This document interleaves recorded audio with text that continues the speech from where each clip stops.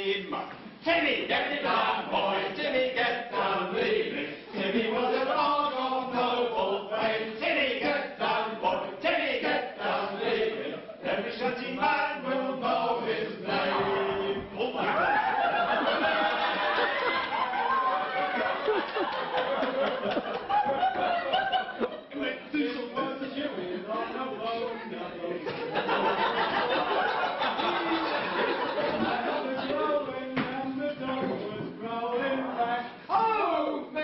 Drop it, cries the boatswain, for I beg.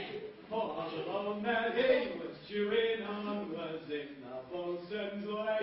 Timmy, get down, boy, Timmy, get down, leave it. Timmy was a dog of noble fame. Timmy, get down, boy, Timmy, get down, leave it. Every shanty man will know his name. Pirate Lydia. In all his natural functions, Timmy took a special pride. He never cocked his leg, but that was on the leeward side. And when he squat, he'd pick his spot on sloops or spare-sail traders. And you couldn't walk the poop deck without pulling on your waders. Timmy, get down, boy, Timmy, get down, leave it. Timmy was a dog of noble fame. Timmy, get down, boy, Timmy, get down, leave it. Every shanty man will know his name. One sunny day on deck he lay a-licking on his chest.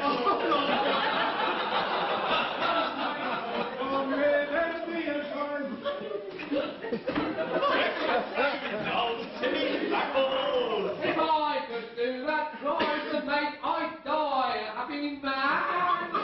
I give me a fiver and I'll steal if you can. Timmy, get down, boy, Timmy, get down, leave it. Timmy was a dog of noble fame. Timmy, get down, boy, Timmy, get down, leave it. Every shanty man will know his name. One, no, the cook before the Yankee bar, old Timmer Bone. He chewed upon it half an hour, then wandered off alone. To bury it was his intent, the daftest dog afloat. For he dug right down the bilges and he sang a bloody boat.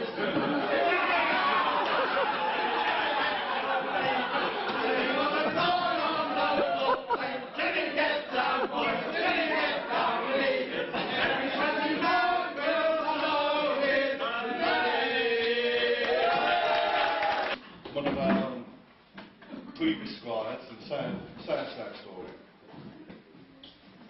which was stolen off me a few years ago, done by somebody else. You're quite welcome to join in once you recognise it. You could hear the bell pad sound as they danced across the ground.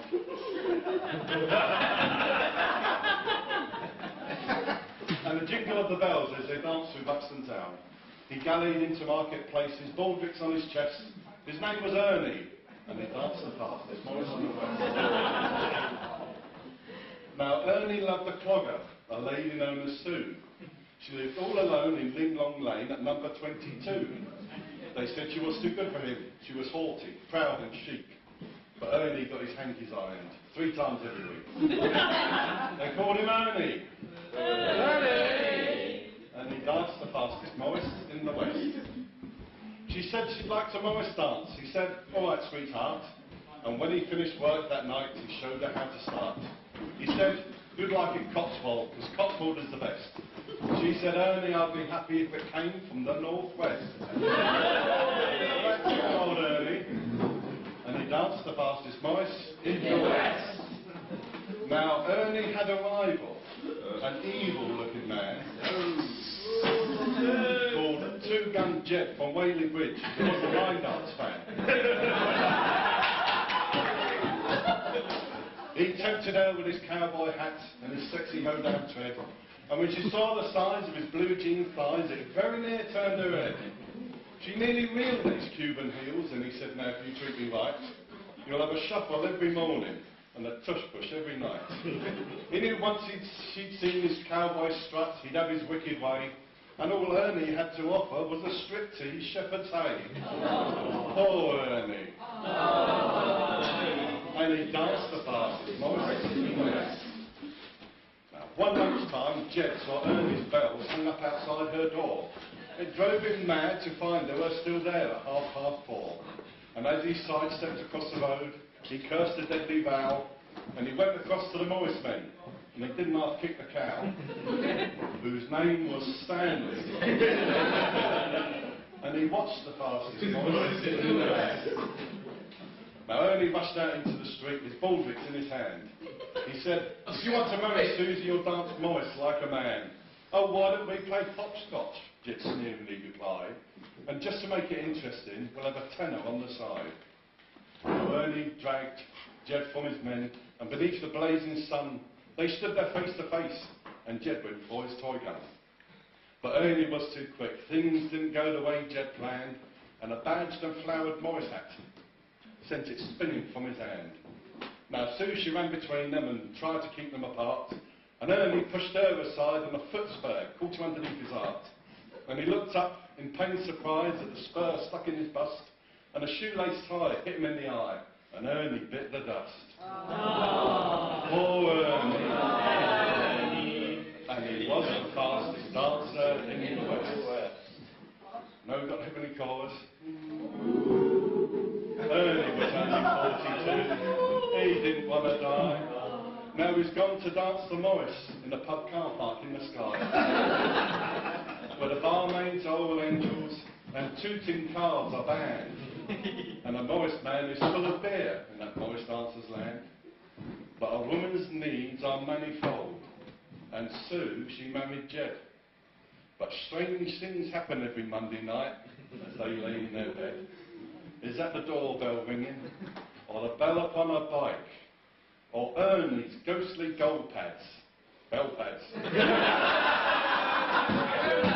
trying to start with one mistake. Or Ernie's ghostly bell pads are ringing in the night. They won't forget Ernie. Ernie! And he danced the fastest Morris in the West. Once upon a time, in a Corinth country, there was a gritty pearl named Rindasella.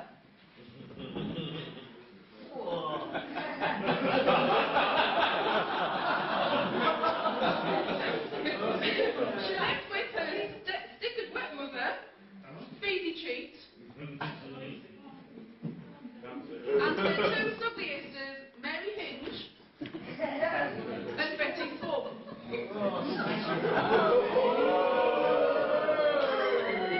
They were right ugly actors. One had Hinge hair and a cat and tap, the other had a knuckered crows and Larry Heggs. They made Rindasella do all the dirty work around the house, scrubbing floors, emptying cockpits, and chiseling. At the end of the day, Rindasella was always looking backwards. What's the matter, Shrimp Dame? One day, there was a royal proclamation.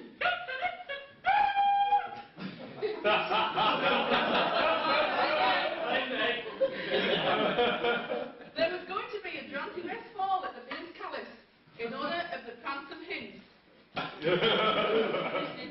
The two ugliest and their ugly other had tickets to go to the ball.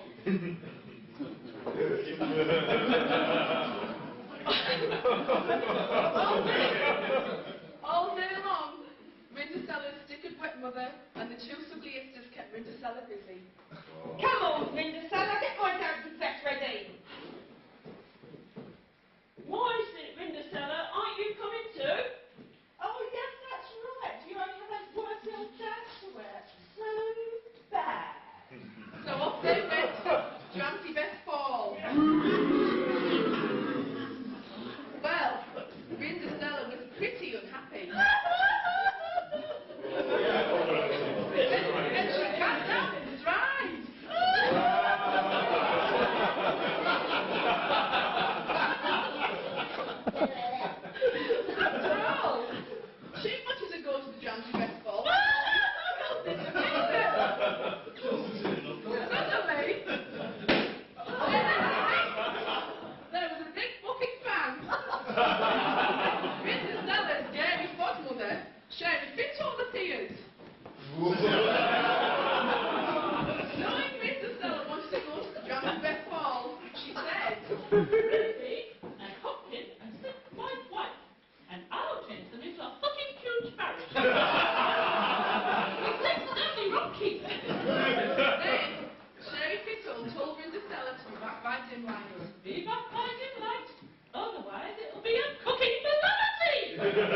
Whilst we're in the cellar, we're dancing at the Drancy Best Ball with the handsome prince.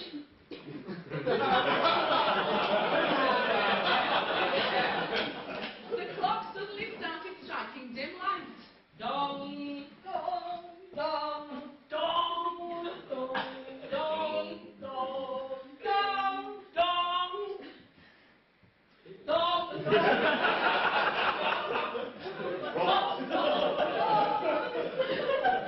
dong, sugar fountain. Fella, fell tired over it and slopped a draft slipper. The next day, the Prance and Hints went fear and nah. The late Mercedes who slopped the draft slipper said, I will marry whoever it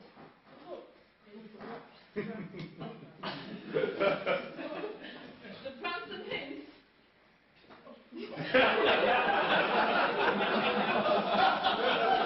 came to ring the seller's house. He took the slop draft slipper and tried it on the stickered wet mother's foot who cried, "It's this! It's this!" But it didn't it. Next, it was Mary Hitch's turn. It's Cromwell Dick's way. But it didn't it her either. Next to try was Betty Flum, and when it didn't it her, she exclaimed,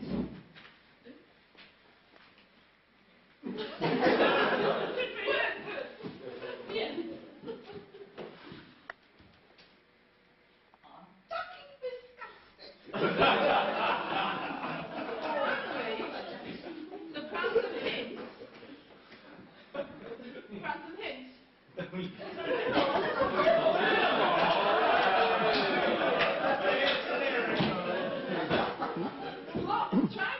tried the slop draft slipper on in the cellar.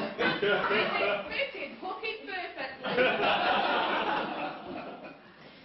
Then Mary Hinch said, Oh, Mugabe! they gave the Prance and Hints a knock in the kickers.